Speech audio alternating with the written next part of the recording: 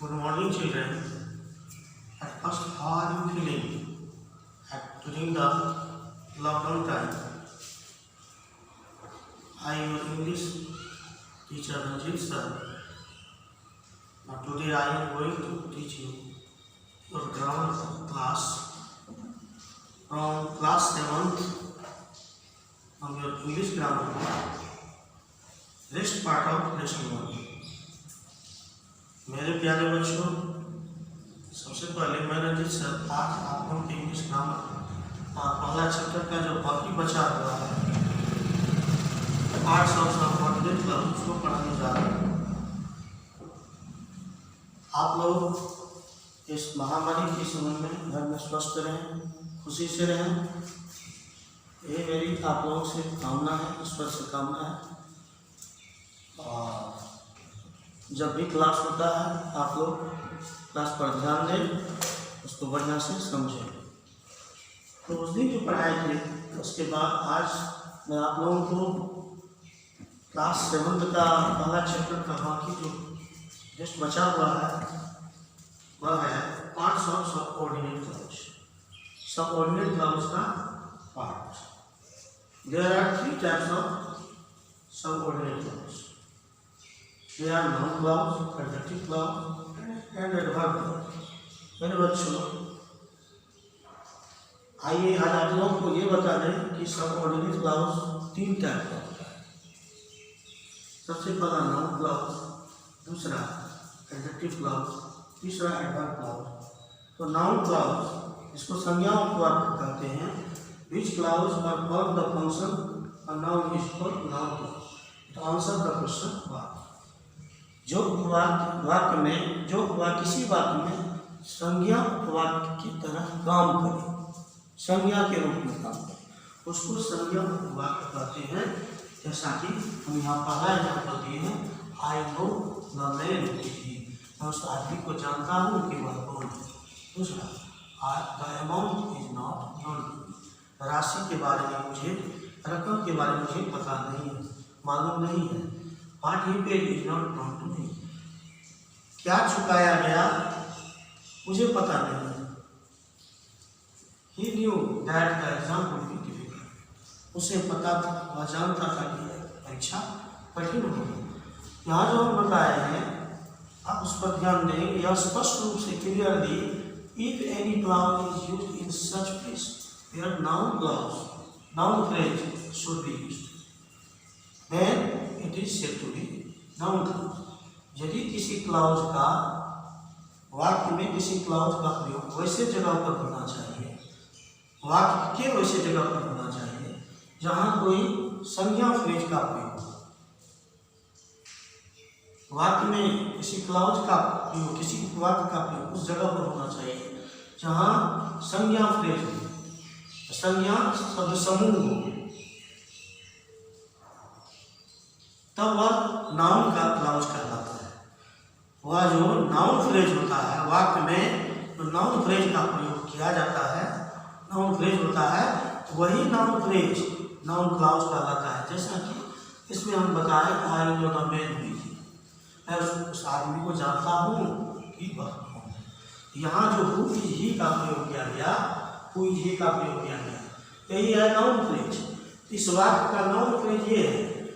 देखिए इसमें हु का प्रयोग किया गया है मेन के लिए, उस आदमी को इंडिकेट कर रहा है। हु जो है उस आदमी को बता रहा है, उस आदमी को इंडिकेट कर रहा है। आप तो जानते हैं कि all naming words are noun, तो यहाँ मेन जो है नाउन के रूप में यूज हुआ है, संज्ञा शब्द के रूप में प्रयोग किया गया। इसलिए हु इज ही इनडायरेक्ट रूप में नाउन क्लाउज है, क्योंकि हु का प्रयोग मेन को बताने के लिए, इस आदमी को बताने के लिए यहाँ पर नाउन फ्रेज के रूप में किया गया, इसलिए यह नाउन क्लाउज है। फिर the amount is not known to me, इसमें द अमाउंट राशि, क्या है राशि मुझे मालूम नहीं, राशि क्या है मुझे पता नहीं, इसमें is not known to me subordinate clause है। और ये द अमाउंट जो है यह प्रिंसिपल क्लाउज है, और प्रिंसिपल क्लाउज ही नाउन क्लाउज होता है। तो इसलिए इसमें नाउन क्लाउज का प्रयोग नाउन फ्रेज के रूप में किया। इस वाक्य के नाउन फ्रेज के रूप में किस जगह पर किया गया है? तो अभी हमने बताया किसी वाक्य में नाउन क्लाउज का प्रयोग उस जगह पर किया जाता है, उसी जगह पर किया जाता है जहाँ कोई नाउन फ्रेज होना चाहिए, तो उस वाक्य का वही नाउन फ्रेज नाउन क्लाउज कहा जाता है। तो यह ऐसा वाक्य है जिसमें the amount is not known to me, राशि के बारे में मुझे पता नहीं है, इसका प्रयोग किया गया है नाउन फ्रेज के रूप में। राशि मतलब रकम, रुपया, वह रकम 500, 1000 कुछ भी हो, लेकिन रकम नेमिंग वर्ड से नाउन जो कि is not known to me से जुड़ा हुआ है और जो एक यहाँ पर मीनिंगफुल सेंटेंस दिया है बनाता है, इसलिए यह नाउन क्लाउज है। उसके बाद इसमें what he paid is not known, उसे क्या चुकाया गया, क्या भुगतान किया गया, क्या चुकाया गया, is not known to me, मुझे पता नहीं। तो क्या चुकाया गया मतलब कितना पैसा चुकाया गया। हम यहाँ बताए हैं कि एक इसका नाउन क्लाउज का पहचान है, it answer the question mark, इससे किसी चीज के प्रश्न पूछने या कितना प्रश्न पूछा जाता है या किस चीज के बारे में कहा जाता है, उसके बाद उस बात को इंडिकेट करता है। वही बात यहाँ पर बताया व्हाट ही पेड, उसे क्या चुकाया मुझे मालूम नहीं, मुझे पता नहीं है। यहाँ पर व्हाट ही पेड जो है इस वाक्य में नाउन फ्रेज के रूप में उपयोग किया गया है और यह is not known to me subordinate clause है, क्योंकि इसका तो अर्थ स्पष्ट है लेकिन इसका अर्थ स्पष्ट नहीं है। यह अपना अर्थ को स्पष्ट करने के लिए इस पर डिपेंड करता है, लेकिन यह इस पर नहीं डिपेंड करता है। तो यही कारण से ये है प्रिंसिपल क्लाउज के रूप में नाउन क्लाउज, और ये is not known to me जो यहाँ हम बताए हैं ये है सबऑर्डिनेट क्लाउज। उसके बाद आगे आइए, he knew that the exam would be difficult, उसके पता था, वह जानता था कि परीक्षा कठिन होगा। तो क्या पता था कि परीक्षा कठिन होगा, तो यहाँ पर the exam would be difficult, परीक्षा कठिन होगा, ये noun phrase, hence it is used as noun phrase. So we say it about the exam would be difficult in noun clause because his noun clause is used as noun phrase and it can be make a meaningful sentence when it is added with he knew that. जाहिर है कि the exam would be difficult या noun clause संज्ञा उपवाद, क्योंकि यहाँ पर इस जगह पर इस वाक्य की जगह पर यह नाउन फ्रेज के रूप में प्रयुक्त हुआ, इसलिए नाउन क्लाउज। अब उसके बाद आइए एडजेक्टिव क्लाउज, जिसको विशेषण उपवाद, which clause perform the function of an adjective is called adjective. वैसा उपवाद जो किसी वाक्य में विशेषण उपवाद के रूप में काम करे, जो उपवाद किसी वाक्य में विशेषण का काम करे, ऐसे उपवाद को जो किसी वाक्य में विशेषण का काम करे, विशेषण शब्द का काम करे, उसको विशेषण उपवाद करे। हम दो एग्जाम्पल दिए। पहला एग्जाम्पल है the boy who is playing is there, लड़का जो खेल रहा है, लड़का जो वहाँ खेल रहा मेरा बेटा है, हाँ। और दूसरा है the place where he lives is not known, वह जगह जहाँ वह रहता है मुझे पता नहीं, मालूम नहीं है। तो इस तरह के यहाँ जो दो तरह का हम एग्जाम्पल दिए हैं, दोनों एग्जाम्पल पर आप लोग ध्यान देंगे। अच्छा, हाँ, सबसे पहला example the boy who is playing there is my son, means the boy is my friend is a principal clause। जब केवल हम इस बॉय को और इज माय सन को, दोनों को एक साथ लिख लेते हैं। यहाँ जो हम लिखे हैं the boy is my friend, the boy is my friend नहीं son, the boy is my son, the boy is my son, इसमें जो हम यहाँ लिखे हैं लड़का, द बॉय और इज माय सन, ये दोनों को जब मिला देते हैं the boy is my son, the boy is my son, तो the boy is my son यह प्रिंसिपल क्लाउज होता है और who is playing subordinate clause होता है। इस वाक्य में the boy is my son principal clause के रूप में प्रयुक्त हुआ है और हु इज प्लेइंग यह सबऑर्डिनेट क्लाउज के रूप में प्रयुक्त हुआ है। Who is playing is subordinate clause, यह सबऑर्डिनेट क्लाउज है। क्यों है सबऑर्डिनेट क्लाउज? क्योंकि जो खेल रहा है इसका अर्थ स्पष्ट नहीं है। तो who is playing is subordinate clause, यह सबऑर्डिनेट क्लाउज है। सबऑर्डिनेट क्लाउज है।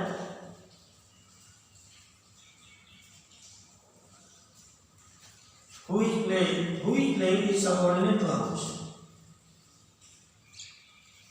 So because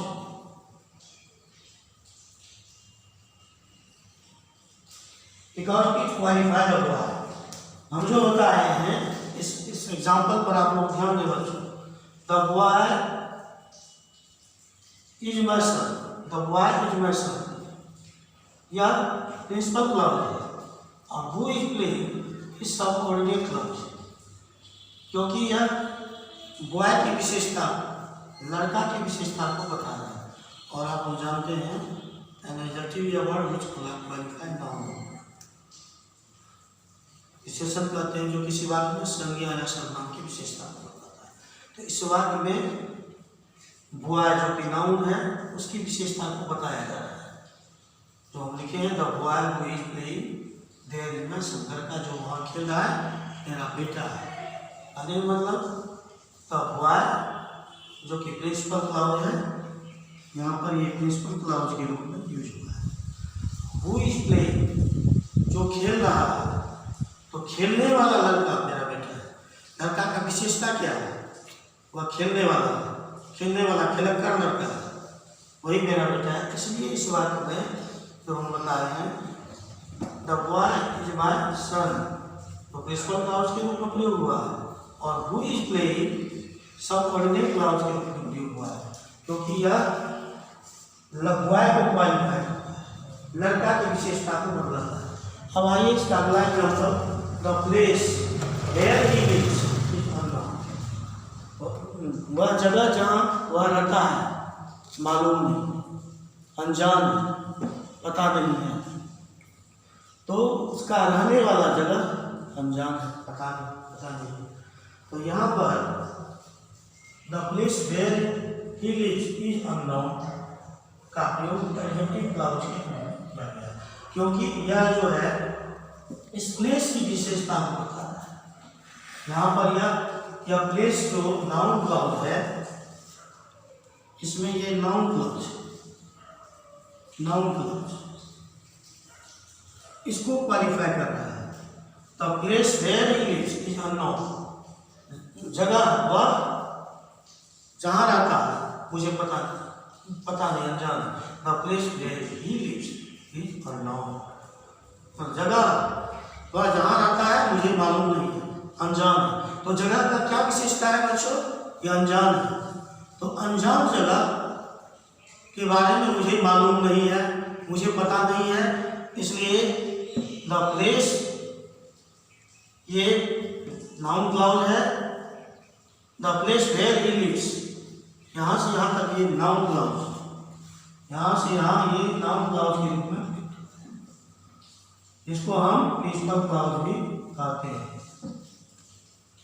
but is unknown adjective clause, मालूम नहीं है, पता नहीं है, अनजान है, क्योंकि यह क्वालिफाई कर रहा है प्लेस को, जगह की विशेषता को बता रहा है, इसलिए यह एडजेक्टिव क्लाउज। ओके, अब आइए इसका सबसे लास्ट में adverb clause. This clause perform the function just like an adverb is called adverb clause. वैसा वाक्य जो किसी वाक्य में एडवर्ब का काम करे, क्रिया विशेषण का काम करे। जो उपवाक्य किसी वाक्य में क्रिया विशेषण के रूप में प्रयुक्त हो, क्रिया विशेषण का काम करे, उसको क्रिया विशेषण वाक्य कहते हैं। जैसे यहाँ पर हमें 3 एग्जाम्पल दिए हैं। I have given here 3 examples, so all of you listen to here. You can go where you live. तुम जा सकते हो जहाँ तुम रहते हो। तुम जा सकते हो जहाँ रहते हो। अभी हमने बताया यहाँ पर where you can go, ये है you can go, इसका प्रयोग किया गया है यहाँ पर principal clause. you can go ये प्रिंसिपल क्लॉज है, लेकिन where you live जहाँ तुम रहते हो, यहाँ पर where का जो प्रयोग किया गया या एडवर्ब ऑफ प्लेस, स्थानवाचक क्रिया विशेषण। क्योंकि where, here, there, up, down, inside, ये सब जो ये एडवर्ब के रूप में where का प्रयोग किया गया। क्या where you live जहाँ तुम रहते हो, तुम जा सकते हो, तो तुम जा सकते हो इसका अर्थ स्पष्ट है। where you live जहाँ तुम रहते हो, इसका अर्थ स्पष्ट नहीं है। जब यह इससे मिला जाकर तभी वाक्य बना, तब क्लियर हो गया कि you can go where you live, तुम जा सकते हो जहाँ तुम रहते हो। इसलिए इसमें where you live adverb clause, और एडवर्ब क्लॉज में एडवर्ब ऑफ प्लेस के रूप में युक्त हुआ है। और ये do it before you forget, do it इसे करो भूलने से पहले, भूलने से पहले इसे करो। Do it before you forget, ना भूलने से पहले इसे कर लो।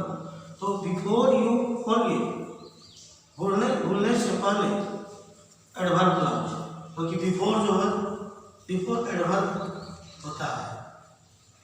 बिफोर का प्रयोग एडवर्ब टाइप के रूप में किया जाता है, कालवाचक क्रिया विशेषण। बिफोर एडवर्ब टाइप है, कालवाचक क्रिया विशेषण। इसलिए इस वाक्य में do it before you forget, भूलने से पहले से करो। और बिफोर यू फॉरगेट जब डू इट से मिला, इसको जब अलग अलग टुकड़ा करेंगे तो 2 वाक्य होगा। डू इट एक अलग वाक्य होगा, दूसरा बिफोर यू फॉरगेट दूसरा होगा। तो adverb clause before you forget हो जाएगा, क्योंकि इसमें बिफोर का यूज किया गया है और डू इट इसमें प्रिंसिपल क्लॉज। उसके बाद you will do when you will do it when you want, तुम इसे करोगे जब तुम चाहो, जब तुम चाहो इसे करोगे। इसमें when you want में when का प्रयोग एडवर्ब ऑफ टाइम के रूप में किया गया। when you want adverb clause, क्योंकि ये when you want you will do it से मिलता है। यू विल डू इट तुम इसे करोगे, ये प्रिंसिपल क्लॉज है। और इससे मिलने से इससे मिलकर एक वाक्य बनाता है, इसे एक मीनिंगफुल सेंटेंस बनता है। You will do it when you want, तुम इसे करोगे जब तुम चाहते हो। तो जब का प्रयोग किया गया है, जब तुम चाहते हो तो क्या करोगे, तुम इसको करोगे। तो व्हेन एडवर्ब वर्ड के रूप में you want, when you want adverb clause के रूप में यहाँ पर। ओके, इसलिए यह एडवर्ब क्लॉज है। Okay my dear student, thanks. आज आप लोगों को ये सबऑर्डिनेट क्लॉज का टाइप पढ़ा दिए, आज खत्म हो गया। और अगले चैप्टर आप लोगों को पढ़ाया जाएगा, इसका वर्कशीट और सॉल्यूशन मैं भेज दूंगा आपको, वर्कशीट और सॉल्यूशन मिल मिलेगा। थैंक्स।